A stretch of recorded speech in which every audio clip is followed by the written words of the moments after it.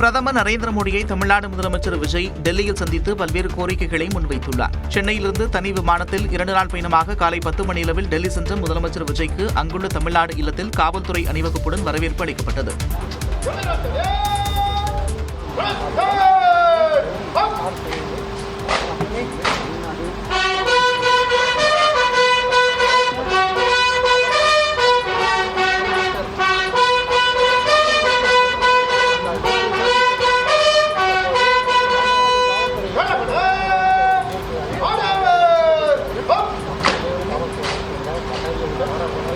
பின்னர் 4:30 மணியளவில் பிரதமர் நரேந்திர மோடியின் அதிகாரப்பூர்வமான இல்லமான சேவா திருத்தத்தில் அவரை முதலமைச்சர் விஜய் சந்தித்தார். பிரதமருக்கு ஷால்வை அணிவித்து விஜய் பூங்கொத்து கொடுத்தார். தேர்தலில் வெற்றி பெற்றதற்கு விஜய்க்கு பிரதமர் நரேந்திர மோடி வாழ்த்து தெரிவித்தார். முதலமைச்சரான பிறகு முதல் முறையாக பிரதமரை சந்தித்த விஜய் பல்வேறு கோரிக்கைகள் அடங்கிய மனுவையும் பிரதமரிடம் வழங்கினார். ஆனைமங்கலம் செப்பேடுகளை நெதர்லாந்திலிருந்து மீட்டு வந்ததற்கு முதலமைச்சர் விஜய் நன்றி தெரிவித்தார். இந்த சந்திப்பின் போது தலைமை செயலாளர் சாய்குமார் உடன் இருந்தார். தமிழ்நாடு அரசின் அனுமதியின்றி கர்நாடகாவில் மேகதாது அணை கட்ட அனுமதி தரக்கூடாது என்று பிரதமர் நரேந்திர மோடியிடம் முதலமைச்சர் விஜய் வலியுறுத்தியுள்ளார். பிரதமர் நரேந்திர மோடியிடம் முதலமைச்சர் விஜய் அளித்த மனுவில் தமிழ்நாட்டில் நடுத்தர போர் விமான வடிவமைப்பு மேம்பாட்டு மையம் மற்றும் வான்வெளி அமைப்பு மையத்தை நிறுவ வேண்டும் என்று கேட்டுக் கொண்டுள்ளார். காவிரியின் குறுக்கே மேகதாது அணை கட்ட பூமி பூஜை நடத்துவதாக கர்நாடக துணை முதலமைச்சர் சிவக்குமார் அறிவித்திருப்பது உச்சநீதிமன்றம் மற்றும் காவிரி நடுவர் மன்ற தீர்ப்புக்கு முரணானது என்றும் இது விவசாயிகள் மத்தியில் பெருங்கவலையை ஏற்படுத்தியிருப்பதாகவும் முதலமைச்சர் விஜய் குறிப்பிட்டுள்ளார். தமிழ்நாடு, கேரளா மற்றும் புதுச்சேரி ஆகிய இணை ஆற்றுப்படுகை மாநிலங்களின் ஒப்புதலின்றி மேகதாது திட்டத்தை அனுமதிக்கக்கூடாது என ஜல்சக்தி அமைச்சகத்தையும் நீர்வள ஆணையத்தையும் அறிவுறுத்தும்படியும் வலியுறுத்தியுள்ளார். மேலும் இலங்கை சிறையில் உள்ள 58 தமிழக மீனவர்களையும் அவர்களது படகுகளையும் உடனடியாக விடுவிக்க இலங்கை அரசை வலியுறுத்த வேண்டும் என்றும் பிரதமர் நரேந்திர மோடியிடம் முதலமைச்சர் விஜய் கேட்டுக் கொண்டுள்ளார். ஓசூர், கோவை மற்றும் மதுரை நகரங்களில் மெட்ரோ ரயில் திட்டங்களை செயல்படுத்த நிதி ஒதுக்கீடு செய்ய வேண்டும் என்று மத்திய நிதியமைச்சர் நிர்மலா சீதாராமனிடம் முதலமைச்சர் விஜய் வலியுறுத்தியுள்ளார். 2 நாள் பயணமாக டெல்லி சென்ற முதலமைச்சர் விஜய் பிரதமர் நரேந்திர மோடியை சந்தித்து பேசிய பிறகு மத்திய நிதியமைச்சர் நிர்மலா சீதாராமனையும் சந்தித்தார். அப்போது தமிழகத்தின் கோரிக்கைகள் தொடர்பான மனுவை வழங்கினார். அதில் தமிழ்நாட்டின் வளர்ச்சிக்கு தேவையான துறைமுகங்கள், நெடுஞ்சாலைகள், ரயில்வே திட்டங்கள், தொழில் வழித்தடங்கள் ஆகியவற்றுக்கு முன்னுரிமை அளித்து நிதி ஒதுக்க வேண்டும் என்று முதலமைச்சர் விஜய் கேட்டுக் கொண்டதாக கூறப்படுகிறது. மேலும் தமிழ்நாட்டின் வலுவான கல்விச் சூழலை மேலும் மேம்படுத்த தேசிய முக்கியத்துவம் வாய்ந்த கல்வி நிறுவனங்களை இங்கு நிறுவிடவும் கோரியுள்ளார். அத்துடன் தமிழகத்தின் பொருளாதார மற்றும் தொழில் வளர்ச்சிக்கு ஓசூர், கோவை மற்றும் மதுரை ஆகிய நகரங்களில் மெட்ரோ ரயில் திட்டத்தை செயல்படுத்திட தேவையான நிதி ஒதுக்கீடு செய்திடுமாறும் நிதியமைச்சர் நிர்மலா சீதாராமனிடம் முதலமைச்சர் விஜய் வலியுறுத்தியுள்ளார். தமிழகத்தின் மேல் நிலவும் வளிமண்டல சுழற்சிகள் காரணமாக இன்று நீலகிரி, கோவை உட்பட 11 மாவட்டங்களில் பலத்த காற்றுடன் கனமழை பெய்ய வாய்ப்புள்ளதாக சென்னை வானிலை ஆய்வு மையம் தெரிவித்துள்ளது. வடக்கு தமிழகம், தென்கிழக்கு அரபிக்கடல், மத்திய கிழக்கு, தென்கிழக்கு வங்கக்கடல் ஆகிய பகுதிகளின் மேல் வளிமண்டல மேலடுக்கு சுழற்சிகள் நிலவுவதாக தெரிவிக்கப்பட்டுள்ளது. இதன் காரணமாக இன்று நீலகிரி, கோவை, திருப்பூர், திண்டுக்கல், தேனி ஆகிய மாவட்டங்களில் பலத்த காற்றுடன் கனமழை பெய்ய வாய்ப்புள்ளது என்றும் வேலூர், திருப்பத்தூர், கிருஷ்ணகிரி, தருமபுரி, சேலம் மற்றும் ஈரோடு ஆகிய மாவட்டங்களில் மணிக்கு 40 முதல் 50 கிலோமீட்டர் வேகத்தில் பலத்த காற்றுடன் கூடிய கனமழை பெய்யக்கூடும் என்றும் வானிலை ஆய்வு மையம் அறிவித்துள்ளது. நாளை வேலூர், திருப்பத்தூர், கிருஷ்ணகிரி, தருமபுரி மற்றும் ராணிப்பேட்டை ஆகிய மாவட்டங்களில் மழை நீடிக்க வாய்ப்புள்ளதாகவும், மறுபுறம் வட உள் தமிழக பகுதிகளில் நாளை வெப்பநிலை 2 முதல் 3 டிகிரி செல்சியஸ் வரை உயரக்கூடும் என்றும் தெரிவிக்கப்பட்டுள்ளது. சென்னை மற்றும் புறநகர் பகுதிகளை பொறுத்தவரை வானம் ஓரளவு மேகமூட்டத்துடன் காணப்படும் என்றும் அதிகபட்ச வெப்பநிலை 40 டிகிரி செல்சியஸை ஒட்டி இருக்கக்கூடும் என்பதால் கடுமையான வெப்பம் சார்ந்த அசௌகரியம் நிலவக்கூடும் என்றும் கூறப்பட்டுள்ளது. மேலும் தமிழக கடலோர பகுதிகள், மன்னார் வளைகுடா மற்றும் மத்திய வங்கக்கடல் பகுதிகளில் சூறாவளி காற்று வீசக்கூடும் என்பதால் மீனவர்கள் கடலுக்கு செல்ல வேண்டாம் என எச்சரிக்கப்பட்டுள்ளது. எஸ்பி வேலுமணி தரப்பு எம்எல்ஏக்கள் எடப்பாடி பழனிசாமியை சந்தித்து சமாதானமான நிலையில் சமாதானமாகாத சி.வி. சண்முகம் ராஜினாமா செய்ய இருப்பதாக தகவல் வெளியாகியுள்ளது. தமிழ்நாடு சட்டமன்ற தேர்தலுக்கு பின் அதிமுகவில் ஏற்பட்டிருந்த உட்கட்சி பூசல் முடிவுக்கு வந்து எடப்பாடி பழனிசாமி, எஸ்பி வேலுமணி ஆகிய இருதரப்பும் ஒன்றிணைந்தன. மேலும் இருதரப்பும் சபாநாயகரிடம் மாறி மாறி அளித்த தகுதி நீக்க மனுக்களை திரும்பப் பெற்றன. சபாநாயகர் உடனான சந்திப்புக்கு பின் செய்தியாளர்களிடம் பேசிய முன்னாள் அமைச்சர் வேலுமணி தங்களுக்குள் இருந்த கருத்து வேறுபாடு களையப்பட்டதாக தெரிவித்தார். ஒரே கழகத்தில் இருக்கிறோம், எங்களுக்குள்ள கருத்து வேறுபாடு தான், பிளவு கிடையாது. ஆரம்பத்திலிருந்து பிளவுன்னு போட்டு அது கிடையாது, தெளிவாக சொல்லியிருந்தோம். ஆகவே அந்த கருத்து வேறுபாடு நீங்கிவிட்டது. இன்னைக்கு ஒற்றுமையாக அதிமுக வலுவோடு செயல்படும். இபிஎஸ் உடனான சந்திப்பில் சி.வி. சண்முகம் பங்கேற்காத நிலையில் அவரும் தங்களுடன் தான் இருப்பதாக வேலுமணி விளக்கமளித்தார். இதனையடுத்து சி.வி. சண்முகத்தை சமாதானம் செய்வதற்காக அவரின் இல்லத்திற்கு எஸ்பி வேலுமணி வந்தார். அப்போது வேலுமணியை சூழ்ந்து கொண்ட ஆதரவாளர்கள் சி.வி. சண்முகத்திற்கு ஆதரவாக முழக்கங்களை எழுப்பினர்.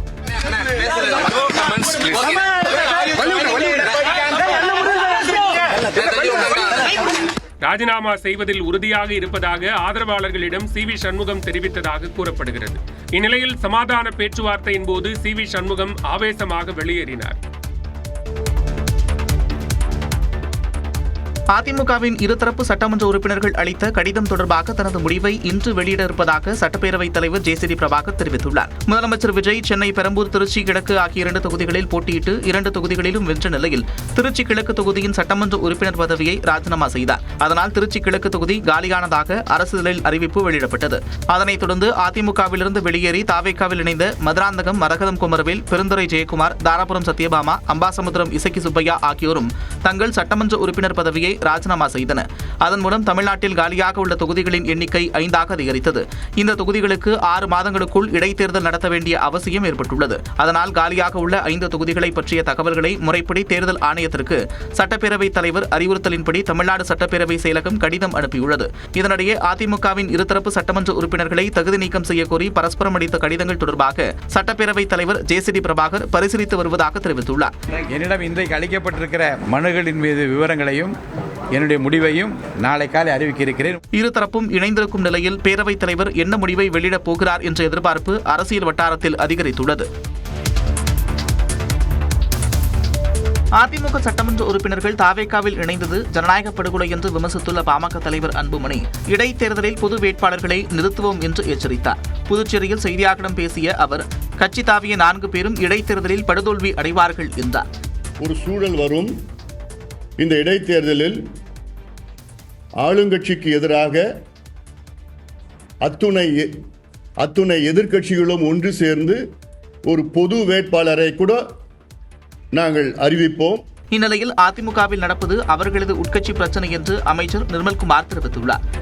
அவங்களுடைய உட்கட்சி விவகாரங்களை பற்றி பேசுறதுக்கான உரிமை எங்களுக்கு இல்லை. அந்த பிரச்சனை ஏற்படுத்தின யாரும் ஏற்படுத்தவில்லை. சரி, அவங்களுக்குள்ள அந்த பிரச்சனைகள் வந்து அவங்களே அதை அறிவிச்சு அது சபாநாயகரை சந்திச்சு எல்லாம் வெளியில வந்த பிறகுதான் அது வந்து அவங்களோட உட்கட்சி விவகாரம், உட்கட்சி பிரச்சனைகள் அதை பத்தி இதுவரைக்கும் பேசுவதற்கு மற்றவர்களுக்கும் யாருக்கும் உரிமை இல்லை. அதிமுகவிலிருந்து தாவேகாவில் இணைந்த 4 பேருக்கு இடைத்தேர்தலில் வாய்ப்பு அளிக்கப்படுமா என்ற கேள்விக்கு அமைச்சர் நிர்மல்குமார் கருத்து தெரிவிக்க மறுத்துவிட்டார். புதுக்கோட்டை மாவட்டம் பொன்னமராவதியில் உடையபிராட்டி அம்மன் கோயிலில் மாம்பழ தேரோட்டம் கோலாகலமாக நடைபெற்றது. பொன்னமராவதியில் அமைந்துள்ள உடையபிராட்டி அம்மன் கோயிலில் மாம்பழ தேரோட்டம் ஆண்டுதோறும் வைகாசி மாதம் நடைபெறுவது வழக்கம். அதன்படி இந்த ஆண்டிற்கான தேரோட்டம் நேற்று நடைபெற்றது. இதனையொட்டி 25 அடி உயர தேரானது மா, பலா, வாழை, எலுமிச்சை பழம், பேரிச்சம்பழம் உள்ளிட்ட பல்வேறு பழங்களால் அலங்கரிக்கப்பட்டு அம்மன் கோயிலிலிருந்து புறப்பட்ட முக்கிய வீதிகள் வழியாக சென்றது. இந்த தேரோட்டத்தில் ஆயிரக்கணக்கான பக்தர்கள் கலந்து கொண்டு தேரை வடம் பிடித்து இழுத்துச் சென்றனர்.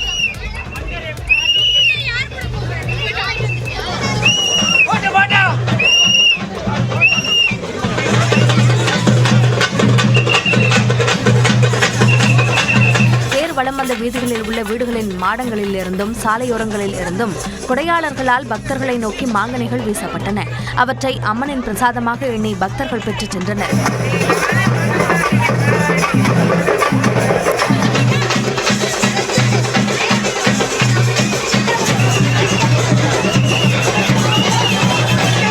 இந்த விழாவில் சுற்றுவட்டார கிராம மக்கள் திரளாக பங்கேற்று வழிபட்டனர்.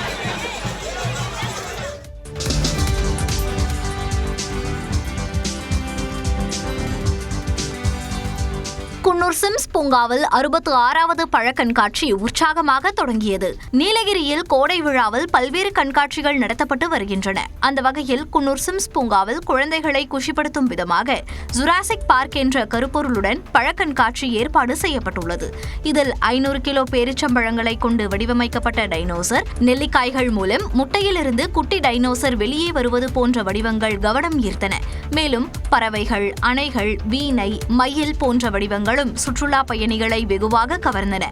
ஃப்ளார்ஸும் சரி, ஃப்ரூட்ஸை வச்சு நல்லா டிஃப்ரெண்டா டைனோசர், பேரிச்சம்பழத்தை வச்சு டைனோசர், அப்புறம் அன்னாசி பழத்துல ஆர்ச், இதெல்லாம் சூப்பரா இருக்கு. ஃப்ரூட்ஸ் கண்காட்சி இருந்துச்சு, அது பார்க்கறதுக்காக வரணும். குழந்தைங்களை கூட்டிட்டு வரணும், குழந்தைங்க ஜாலியா இருக்கிறதுக்காக வரணும். எல்லாருமே வந்து என்ஜாய் பண்ணுறதுக்கான நல்ல பிளேஸாக இருக்குது. காலை முதலே சுற்றுலா பயணிகளின் வருகை அதிகரித்ததால் பழக்கண்காட்சி களை கட்டியுள்ளது.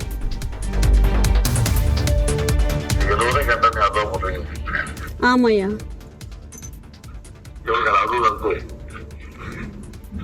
₹50. ₹50. இப்ப இருக்கிறது ₹50. அதுதான் காலையில இருந்து புரட்டிட்டு இருக்கு.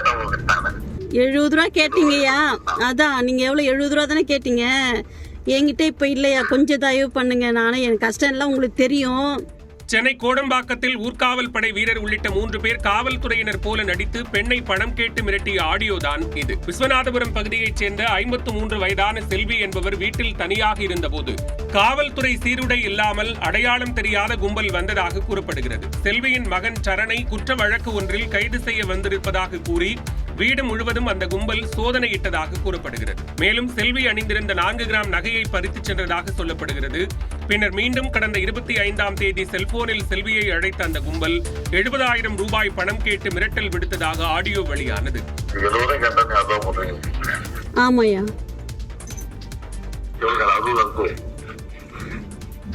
₹50. இப்ப இருக்கிறது ₹50. அதுதான் காலையில இருந்து புரட்டிட்டு இருக்கு. ₹70 கேட்டீங்கய்யா. அதான் நீங்க எவ்வளவு ₹70 தானே கேட்டீங்க. என்கிட்ட இப்ப இல்லையா, கொஞ்சம் தயவு பண்ணுங்க. நானே என் கஷ்டம் எல்லாம் உங்களுக்கு தெரியும். இது தொடர்பாக சென்னை காவல் ஆணையர் அலுவலகத்தில் செல்வி புகார் அளித்த நிலையில் சிசிடிவி காட்சி, செல்போன் சிக்னல் அடிப்படையில் விசாரணை நடைபெற்றது. இதனைத் தொடர்ந்து ஊர்காவல் படை வீரர் பிரவீன் சுகுமார், சக்திவேல், ரஞ்சித் ஆகியோர் கைது செய்யப்பட்டுள்ளனர்.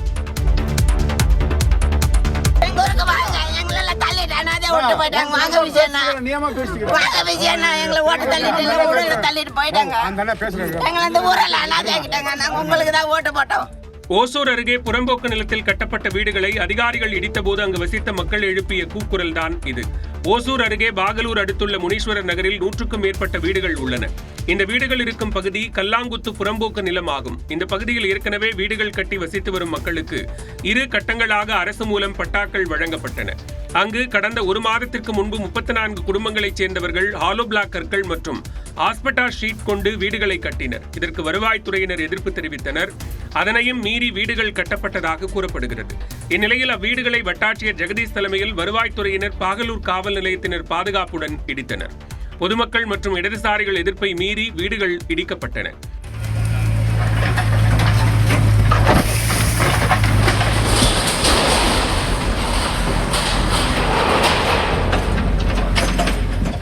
எச்சரிக்கை நோட்டீஸ் தராமலேயே வீடுகள் இடிக்கப்பட்டதாக அவர்கள் வேதனை தெரிவித்தனர்.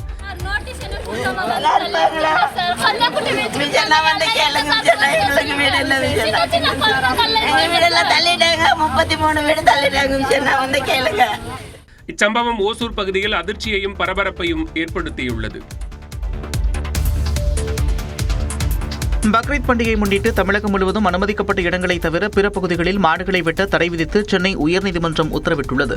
இந்து மக்கள் கட்சியின் இளைஞரணி பொதுச் செயலாளரான கோவை மாவட்டம் செல்வபுரத்தைச் சேர்ந்த சூரியபிரசாந்த் தாக்கல் செய்த மனுவில் பக்ரீத் பண்டிகைக்காக துடியூர் சந்தை, ரத்தனபுரி மசூதி, உக்கடம் செல்வபுரம், கள்ளமேடு, குனியமுத்தூர், கோட்டைமேடு, போத்தனூர் உள்ளிட்ட இடங்களில் சட்டவிரோதமாக பொது இடங்களில் மாடுகள் வெட்டப்பட உள்ளதாகவும் அதனையடுத்து மாடுகளை மீட்டு கோசாலைகளுக்கு அனுப்பி வைக்கும்படியும் செல்வபுரம் போலீசாருக்கு புகார் அளித்தும் நடவடிக்கை எடுக்கவில்லை என்பதால் பொது இடங்களில் மாடுகள் வெட்டுவதற்கு தடை விதிக்கும்படியும் மனுவில் கோரிக்கை விடுத்திருந்தார்.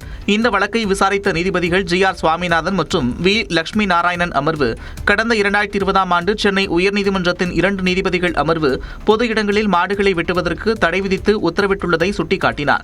மேலும் நகர்ப்புற உள்ளாட்சி அமைப்பு வீதிகளில் அனுமதிக்கப்பட்ட இடங்களில் மட்டுமே மாடுகளை வெட்ட வேண்டும் என்றும் தெரிவிக்கப்பட்டிருப்பதால் அனுமதிக்கப்பட்ட இடங்களை தவிர பிற பகுதிகளில் மாடுகளை வெட்டக்கூடாது என்றும் பொது இடங்களில் மாடுகள் வெட்டப்படவில்லை என்பதை தமிழக அரசின் தலைமைச் செயலாளரும் DGPயும் உறுதி செய்ய வேண்டும் என்றும் உத்தரவிட்டு வழக்கை முடித்து வைத்தனர். கர்நாடக முதலமைச்சர் பதவியிலிருந்து சித்தராமையா இன்று விலக இருப்பதாக தகவல் வெளியாகியுள்ளது. கர்நாடகாவில் 2023ஆம் ஆண்டு நடந்த சட்டமன்ற தேர்தலில் காங்கிரஸ் ஆட்சியை கைப்பற்றிய நிலையில் சித்தராமையா முதலமைச்சராக பதவியேற்றார். 2.5 ஆண்டுகளுக்கு பிறகு ஆட்சி தலைமையை விட்டுக் கொடுப்பதாக சித்தராமையா சம்மதம் தெரிவித்ததாக சொல்லப்பட்டது. அதன்படி கடந்த நவம்பர் மாதத்துடன் 2.5 ஆண்டுகள் நிறைவடைந்த நிலையில் சித்தராமையா பதவி விலகி DK சிவகுமார் பதவியேற்க வேண்டும் என அவரது ஆதரவாளர்கள் போர்க்கொடி தூக்கினர். இந்த நிலையில் தனது முதலமைச்சர் பதவியை இன்று ராஜினாமா செய்ய செய்ய சித்தராமையா திட்டமிட்டுள்ளதாக தகவல் வெளியாகியுள்ளது. டெல்லியில் காங்கிரஸ் தேசிய தலைவர்களுடன் நடந்த ஆலோசனைக் கூட்டத்தை தொடர்ந்து இந்த முடிவு எடுக்கப்பட்டதாக தகவல் வெளியாகியுள்ளது.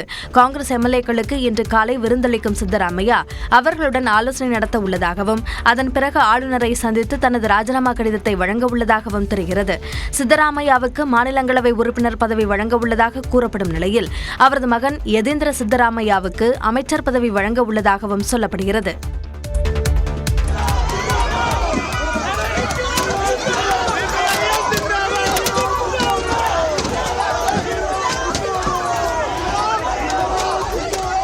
கேரள முன்னாள் முதலமைச்சர் பினராயி விஜயனின் வீட்டிற்கு வெளியே அமலாக்கத்துறை அதிகாரிகளின் வாகனத்தை கம்யூனிஸ்ட் கட்சி தொண்டர்கள் அடித்து நொறுக்கிய காட்சிகள்தான் இவை. CMRL என்ற கனிமவள நிறுவனத்துடன் கடந்த கம்யூனிஸ்ட் ஆட்சியில் சட்டவிரோதமாக பணப்பரிமாற்றம் நடைபெற்றதாக புகார் எழுந்தது. இதன் பேரில் கண்ணூர், திருவனந்தபுரம் உட்பட பினராயி விஜயனுக்கு தொடர்புடைய 10 இடங்களில் அமலாக்கத்துறை அதிகாரிகள் சோதனை நடத்தினர். இதற்கு எதிர்ப்பு தெரிவித்து திருவனந்தபுரத்தில் அமலாக்கத்துறை அதிகாரிகளின் வாகனத்தை CPM தொண்டர்கள் கற்களை வீசி தாக்கினர். அப்போது காவல்துறையினருக்கும் CPM தொண்டர்களுக்கும் இடையே தள்ளுமுள்ளி ஏற்பட்டது.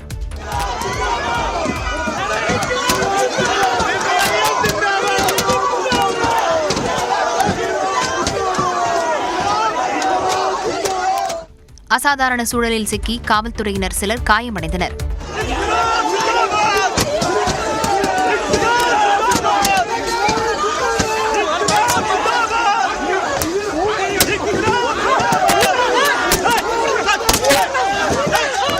பரவலான போராட்டங்கள் மற்றும் மோதல்களை தொடர்ந்து CPM பொதுச் செயலாளர் MA பேபி உள்ளிட்டோரை காவல்துறையினர் கைது செய்தனர். தனக்கு எதிரான அமலாக்கத்துறையின் சோதனை ராகுல்காந்தி போன்றோருக்கு பெரும் திருப்தியை அளித்திருக்கும் என பினராயி விஜயன் தெரிவித்துள்ளார். மத்திய புலனாய்வு அமைப்புகள் பினராயி விஜயனுக்கு எதிராக நடவடிக்கை எடுக்காதது ஏன் என கேரள சட்டப்பேரவை தேர்தல் பரப்புரையின் போது மக்களவை எதிர்க்கட்சித் தலைவர் ராகுல்காந்தி சந்தேகம் எழுப்பியிருந்தார். அமலாக்கத்துறை சோதனை குறித்து ஊடகங்களிடம் பேசிய பினராயி விஜயன், தங்கள் கட்சியை தவிர மற்ற கட்சிகள் மீதான அமலாக்கத்துறையின் சோதனை தொடர வேண்டும் என்பதே காங்கிரசின் நோக்கம் என விமர்சித்தார். പരിശോധന ചിലർക്കെല്ലാം വലിയ മനസ്സംതൃപ്തി നൽകുന്നതാണ് തോന്നുന്നത്, പ്രത്യേകിച്ച് രാഹുൽ ഗാന്ധിയെ പോലെ ഒരാൾ. பினராயி விஜயனுக்கு எதிரான அமலாக்கத்துறை சோதனைக்கு திமுக தலைவர் ஸ்டாலின் கண்டனம் தெரிவித்துள்ளார். எதிர்க்கட்சித் தலைவர்களை மத்திய விசாரணை அமைப்புகள் குறிவைப்பதாக குற்றஞ்சாட்டினார். பினராயி விஜயனை ஏன் பாஜக இன்னும் குறிவைக்கவில்லை என கேள்வி எழுப்பிய சில காங்கிரஸ் தலைவர்களின் பொறுப்பற்ற குற்றச்சாட்டுகளில் உண்மையில்லை என்பது வெட்ட வெளிச்சமாக இருப்பதாக ராகுல் காந்தியை மறைமுகமாக சாடினார். நாடு முழுவதும் வெப்ப அலை அதிகரித்து வருவதால் நண்பகலில் மக்கள் வீட்டை விட்டு வெளியே செல்லாமல் ஓய்வெடுக்க வேண்டும் என்று பிரதமர் மோடி அறிவுறுத்தியுள்ளார்.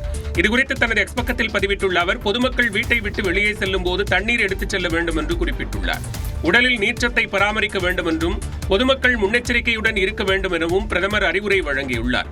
பறவைகள் மற்றும் விலங்குகளும் வெயிலில் பாதிக்கப்படுவதால் வீட்டின் வெளிப்புறத்தில் தண்ணீர் பாத்திரங்கள் வைக்க வேண்டும் என்றும் பிரதமர் தனது எக்ஸ் பக்கத்தில் பதிவிட்டுள்ளார். இதற்கு எதிர்வினை ஆற்றியுள்ள காங்கிரஸ் தலைவர் மல்லிகார்ஜுன கார்கே, வெப்ப அலையை கூட மக்கள் சமாளித்துக் கொள்வார்கள் என்றும், ஆனால் பாஜக அரசு ஏற்படுத்தியுள்ள பணவீக்க அலையால் மக்கள் கடும் சிரமத்தை சந்தித்து வருவதாகவும் குறிப்பிட்டுள்ளார். எரிபொருள் விலை உயர்வு பற்றி பிரதமர் மோடி வாய் திறக்காதது ஏன் என்றும் மல்லிகார்ஜுன கார்கே கேள்வி எழுப்பியுள்ளார்.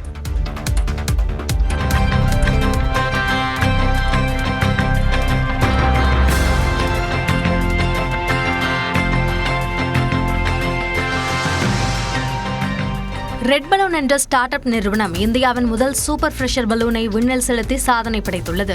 மிஷன் சனா திட்டத்தின் கீழ் ஆந்திர மாநிலம் விஜயவாடாவில் உள்ள இந்திரா காந்தி மைதானத்தில் மத்திய அமைச்சர் ராம்மோகன் நாயுடு முன்னிலையில் ஏவப்பட்ட இந்த அதிநவீன பலூன் பூமியிலிருந்து சுமார் 25 கிலோமீட்டர் உயரத்துக்கு பயணித்தது. இதன் மூலம் உள்நாட்டிலேயே ஸ்ட்ராட்டோஸ்பியரிக் ஹைட்ரஜன் பலூன் தொழில்நுட்பத்தை கொண்ட அமெரிக்கா, பிரான்ஸ், ஜப்பான், சீனா வரிசையில் இந்தியா 5வது நாடாக இணைந்துள்ளது. வளிமண்டல தரவுகளை சேகரிக்க பயன்படும் சாதாரண வானிலை பலூன்கள் மேலே செல்ல வளிமண்டல அழுத்த குறைவால் விரிவடைந்து வெடித்துவிடும். ஆனால் இந்த சூப்பர் பிரஷர் பலூன்கள் உட்புற அழுத்தத்தை சீராக பராமரிக்கும் வகையில் வடிவமைக்கப்பட்டுள்ளன. இதனால் இவை வெடிக்காமல் ஒரே உயரத்தில் சுமார் 100 நாட்கள் வரை நிலையாக பறந்து தகவல்களை சேகரிக்கும் திறன் கொண்டவை. ரெட் பலூன் ஸ்டார்ட் அப் நிறுவனம் தொடங்கப்பட்ட வெறும் 8 மாதங்களிலேயே இந்த வர்த்தக ரீதியிலான விண்வெளி பயணத்தை சாத்தியமாக்கியுள்ளது குறிப்பிடத்தக்கது. சிபிஎஸ்இ பள்ளிகளில் மும்மொழி பாடத்திட்டம் அமல்படுத்தப்பட்டுள்ள நிலையில் அது தொடர்பாக விளக்கம் கேட்டு மத்திய அரசுக்கு உச்சநீதிமன்றம் நோட்டீஸ் பிறப்பித்துள்ளது. நாடு முழுவதும் மத்திய அரசால் நடத்தப்படும் சிபிஎஸ்இ பள்ளிகளில் நடப்பு கல்வியாண்டு முதல் 6ஆம் வகுப்புகளில் மும்மொழி பாடத்திட்டம் அமல்படுத்தப்பட்டுள்ளது. இதன்படி மாணவர்கள் 2 இந்திய மொழிகளை கட்டாயமாக படிக்க வேண்டும் என்றும் ஒரு வெளிநாட்டு மொழியை மட்டுமே படிக்க வேண்டும் என்பதும் கட்டாயமாக்கப்பட்டுள்ளது. பல மாநிலங்களில் பிராந்திய மொழிகள் கற்பிக்க ஆசிரியர்கள் இல்லை என்பதால் மாணவர்கள் 2 இந்திய மொழிகளில் ஒன்றாக கட்டாயமாக இந்தியை கற்கும் நிலைக்கு தள்ளப்பட்டுள்ளனர். மேலும் பிரெஞ்சு, ஜெர்மனி, ஸ்பானிஷ் மொழிகளை பயிற்றுவிப்பதை விடுத்து ஆங்கிலம் மட்டுமே கற்பிக்கப்படுகிறது. இந்த உத்தரவுக்கு நாடு முழுவதும் கடும் எதிர்ப்பு ஏற்பட்டிருக்கும் நிலையில் 2 பிராந்திய மொழிகளை கட்டாயம் படிக்க வேண்டும் என்ற உத்தரவை எதிர்த்து உச்சநீதிமன்றத்தில் வழக்கு தொடரப்பட்டன. அந்த மனுக்களை விசாரித்த தலைமை நீதிபதி சூரியகாந்த் தலைமையிலான அமர்வு அது தொடர்பாக விளக்கம் தர மத்திய அரசுக்கு உத்தரவிட்டுள்ளது. ஆனால் உத்தரவுக்கு தடை விதிக்க மறுத்த நீதிமன்றம் அடுத்த விசாரணையை ஜூலை 15ஆம் தேதிக்கு ஒத்திவைத்துள்ளது. ஐபிஎல் தொடரில் வைபவ் சூரியவன்ஷி அதிரடியில் ஹைதராபாத்தை வீழ்த்தி ராஜஸ்தான் அணி 2வது தகுதி சுற்று போட்டிக்கு முன்னேறியுள்ளது. நியூ சண்டிகரில் நடைபெற்ற போட்டியில் டாஸ் வென்ற ஹைதராபாத் பந்துவீச்சை தேர்வு செய்தது. ராஜஸ்தான் சார்பில் தொடக்க வீரராக களம் கண்ட இடம் புயல் வைபவ் சூரியவன்ஷி ஹைதராபாத் பந்துவீச்சாளர்களை மைதானத்தின் 360 டிகிரிக்கும் சிதறடித்தார். 16 பந்துகளில் அரை சதம் விளாசிய அவர் 3 ரன்களில் சதத்தை தவறிவிட்டார். 29 பந்துகளை மட்டுமே சந்தித்த அவர் 12 சிக்சர்களை பறக்கவிட்டார். சூரியவன்ஷியை தொடர்ந்து ஜூரலும் 20 பந்துகளில் அரை சதம் விளாச அந்த அணி 20 ஓவர்களில் 8 விக்கெட் இழப்பிற்கு 243 ரன்களை சேர்த்தது. தொடர்ந்து விளையாடிய ஹைதராபாத் ஆட்டத்தின் 2வது பந்திலேயே அதிரடி தொடக்க வீரர் அபிஷேக் சர்மா விக்கெட்டை இழந்தது. ஹெட் 17 ரன்களிலும் இஷான் கிஷன் 33 ரன்களிலும் வெளியேற ஹைதராபாத்தின் தோல்வி உறுதியானது. நிதிஷ்குமார் 38 ரன்களும் சலீல் அரோரா 35 ரன்களும் எடுத்த நிலையில் ஹைதராபாத் அணி 19.2 ஓவர்களில் 196 ரன்களுக்கு ஆல் அவுட் ஆனது. 47 ரன்களில் வெற்றி பெற்ற ராஜஸ்தான் அணி நாளை நடைபெறும் 2வது தகுதி சுற்று போட்டியில் குஜராத்தை எதிர்கொள்கிறது. தமிழ்நாட்டைச் சேர்ந்த வழக்கறிஞர் மோகனா உச்சநீதிமன்ற நீதிபதியாக நியமிக்க கொலிஜியம் பரிந்துரை செய்திருக்கிறது. மூத்த வழக்கறிஞர் மோகனா கோவையைச் சேர்ந்தவர். கோவை சட்டக்கல்லூரியில் கடந்த 1988ஆம் ஆண்டில் பட்டம் பெற்றவர். நாட்டில் 5 ஆண்டு சட்டக்கல்வி அறிமுகப்படுத்தப்பட்ட போது அதன் முதல் பேட்சில் பட்டம் பெற்றவர் மோகனா. தமிழ்நாட்டில் வழக்கறிஞராக பணியாற்றி வந்த நிலையில் டெல்லிக்கு சென்று அங்கு வழக்கறிஞராக தொடர்ந்தார். இந்து மல்கோத்ரா மற்றும் CS வைத்தியநாதன் ஆகிய மூத்த வழக்கறிஞர்களோடு இணைந்து பணிபுரிந்தார். கடந்த 1996ஆம் ஆண்டு த அட்வொகேட் ஆன் ரெக்கார்ட் தேர்வில் தேர்ச்சி பெற்ற மோகனா உச்சநீதிமன்றம், டெல்லி உயர்நீதிமன்றம் மற்றும் தேசிய நுகர்வோர் ஆணையத்தின் வழக்கறிஞராக தொழில் புரிந்து வருகிறார். அவர் மூத்த வழக்கறிஞர்களான கபில் சிபில், KK வேணுகோபால், ப. சிதம்பரம், அருண்ஜேட்லி உள்ளிட்டோரோடு பணியாற்றிய அனுபவம் பெற்றவர். கடந்த 2015 ஏப்ரல் மாதத்தில் உச்சநீதிமன்றத்தின் மூத்த வழக்கறிஞர் என்ற அந்தஸ்துக்கு உயர்ந்தார். தற்போது தமிழ்நாட்டைச் சேர்ந்த பானுமதி உச்சநீதிமன்ற நீதிபதியாக பணியாற்றி வரும் நிலையில் மோகனாவும் அந்த கௌரவ பட்டியலில் இணைந்துள்ளார். டாஸ்மாக் ஊழியர்களுடன் நடைபெற்ற பேச்சுவார்த்தையில் உடன்பாடு ஏற்பட்டதை அடுத்து இன்று முதல் அவர்கள் பணிக்கு திரும்ப இருப்பதாக மதுவிலக்கு மற்றும் ஆயத்திரவைத்துறை அமைச்சர் விக்னேஷ் தெரிவித்துள்ளார். காலி மதுபாட்டில்களை திரும்பப் பெறும் திட்டத்தை ரத்து செய்ய வலியுறுத்தி டாஸ்மாக் ஊழியர்கள் நேற்று முன்தினம் முதல் வேலைநிறுத்த போராட்டத்தில் ஈடுபட்டு வந்தனர். இந்நிலையில் தலைமைச் செயலகத்தில் மதுவிலக்கு மற்றும் ஆயத்திரவைத்துறை அமைச்சர் விக்னேஷை டாஸ்மாக் ஊழியர்கள் சங்கத்தினர் சந்தித்து ஆலோசனை நடத்தினர். அதன் பிறகு செய்தியாளர்களிடம் பேசிய அமைச்சர் விக்னேஷ் அரசின் கோரிக்கையை ஏற்று டாஸ்மாக் பணியாளர்கள் போராட்டத்தை கைவிட முடிவு செய்திருப்பதாக கூறினார். கண்டிப்பா இந்த ஒரு மாதத்திற்குள் இந்த பிரச்சனைகளை சரி செய்யப்படும் அவங்ககிட்ட சொல்லியிருந்தோம். அதை அந்த வேண்டுகோளை ஏற்று முழு மனதோடு நிச்சயம் நாங்கள் எல்லா தொழிலாளர்களையும் பணிக்கு செல்லுமாறு நாங்கள் அறிவுறுத்தோம்னு சொல்லியிருக்காங்க. அந்த தொழிலாளர் அமைப்புக்கு நன்றி. நிச்சயம் அரசு தொழிலாளர் பக்கம் நிற்கும். அரசு அறிவித்த 717 மதுக்கடைகளில் தற்போது வரை 462 கடைகள் மூடப்பட்டுள்ளதாகவும் எஞ்சியுள்ள கடைகள் விரைவில் மூடப்படும் என்றும் அமைச்சர் உறுதியளித்தார். அந்த பணியாளர்களுக்கு அந்த மாத ஊதியம் நிச்சயமா அவங்களுக்கு போயிடும். ஏன்னா அவங்களோட வாழ்வாதாரத்தில் அரசு ரொம்ப கவனமா இருக்கு. மூடப்பட்ட கடைகளில் பணிபுரிந்தவர்களுக்கு அருகிலுள்ள அதிக அளவில் மதுபான விற்பனையாகும் டாஸ்மாக் கடைகளில் பணி வழங்கப்படும் என்றும் அமைச்சர் விக்னேஷ் தெரிவித்தார். தன்னுடைய 28 ஆண்டு கால காவல்துறை பணியில் தன் மீது ஒரு புகார் கூட பதிவானதில்லை என்று லஞ்ச ஒழிப்புத்துறை இயக்குநர் அருண் சென்னை உயர்நீதிமன்றத்தில் விளக்கம் அளித்துள்ளார். சென்னை கொளத்தூரில் தேமுதிக பொருளாளர் LK சுதீஷின் மனைவிக்கு சொந்தமான நிலத்தில் அடுக்குமாடி குடியிருப்பு கட்டியதில் மோசடி செய்ததாக கட்டுமான நிறுவன உரிமையாளர் சந்தோஷ் சர்மா குண்டர் சட்டத்தில் சிறையில் அடைக்கப்பட்டார். இதற்கு எதிர்ப்பு தெரிவித்து தொடரப்பட்ட வழக்கை விசாரித்த சென்னை உயர்நீதிமன்றம் சென்னை மாநகர காவல் ஆணையராக இருந்த அருணை நேரில் ஆஜராக உத்தரவிட்டது. இதனைத் தொடர்ந்து நேரில் ஆஜராகி விளக்கம் அளித்த அருண் கடந்த 28 ஆண்டு கால அனுபவத்தில் சம்பவத்தில் தன் மீது ஒரு புகார் கூட இல்லை என்றும் ஒரு சில சமூக ஊடகங்கள் தான் தன் மீது பொய்யான ஆதாரமற்ற குற்றச்சாட்டுகளை வெளியிடுவதாகவும் தெரிவித்தார். மேலும் சந்தோஷ் சர்மாவின் மோசடியால் 199 குடும்பங்கள் பாதிக்கப்பட்டதாகவும் பாதிக்கப்பட்டவர்கள் தொடர் போராட்டம் நடத்தியதை தொடர்ந்து சட்டம் ஒழுங்கு பிரச்சினை ஏற்படாமல் தடுக்கவே குண்டர் சட்டம் போடப்பட்டதாகவும் விளக்கம் அளித்தார். இதனிடையே நீதிமன்ற சம்மனை அளிக்க சென்ற அதிகாரியை 2 மணி நேரம் காக்க வைத்த காவல்துறை ஊழியருக்கு நீதிபதிகள் கண்டனம் தெரிவித்தனர். மேலும் சந்தோஷ் சர்மா தாக்கல் செய்த ஜாமீன் மனு மீதான உத்தரவை வெள்ளிக்கிழமைக்கு தள்ளி வைத்தனர். நிலவின் பள்ளங்களில் பனிக்கட்டிகள் உறைந்த நிலையில் இருப்பது ஆய்வில் உறுதி செய்யப்பட்டுள்ளதாக இஸ்ரோ தெரிவித்துள்ளது. இந்திய விண்வெளி ஆய்வு நிறுவனமான இஸ்ரோ கடந்த 2019ஆம் ஆண்டு நிலவில் ஆய்வு மேற்கொள்வதற்காக சந்திரயான் 2 விண்கலத்தை அனுப்பியது. இதில் சந்திரயான் 2 ஆர்பிட்டர் நிலவை சுற்றி வந்து கொண்டிருக்கிறது. அந்த ஆர்பிட்டர் நிலவில் நீர் இருக்கிறதா என்பதை ஆய்வு செய்து வருகிறது. இந்நிலையில் சந்திரயான் 2 விண்கலத்திலிருந்து பெறப்பட்ட தரவுகளை பயன்படுத்தி நிலவின் தென் துருவத்திற்கு அருகிலுள்ள மிகவும் குளிரான சில பள்ளங்களில் மேற்பரப்பிற்கு கீழே பனிக்கட்டி இருப்பதற்கான ஆதாரங்களை அகமதாபாத்தில் உள்ள இயற்பியல் ஆராய்ச்சி ஆய்வகத்தின் விஞ்ஞானிகள் கண்டறிந்துள்ளதாக இஸ்ரோ தெரிவித்துள்ளது. நிலவின் மேற்பரப்பிற்கு கீழே ஆராயும் திறன் கொண்ட ஒரு அதிநவீன இரட்டை அதிர்வெண் செயற்கை துளை ரேடார் மூலமாக செய்யப்பட்ட ஆய்வில் இது உறுதிப்படுத்தப்பட்டிருப்பதாகவும் நிலவின் தென் துருவத்திற்கு அருகில் உள்ள பெரிய ஃபாஸ்டினி பள்ளத்திற்குள் அமைந்துள்ள 1.1 கிலோமீட்டர் அகலமுள்ள ஒரு பள்ளத்தில் மேற்பரப்பிற்கு கீழே பனிக்கட்டி இருப்பதற்கான வலுவான ஆதாரங்களை விஞ்ஞானிகள் கண்டறிந்திருப்பதாகவும் கூறப்பட்டுள்ளது.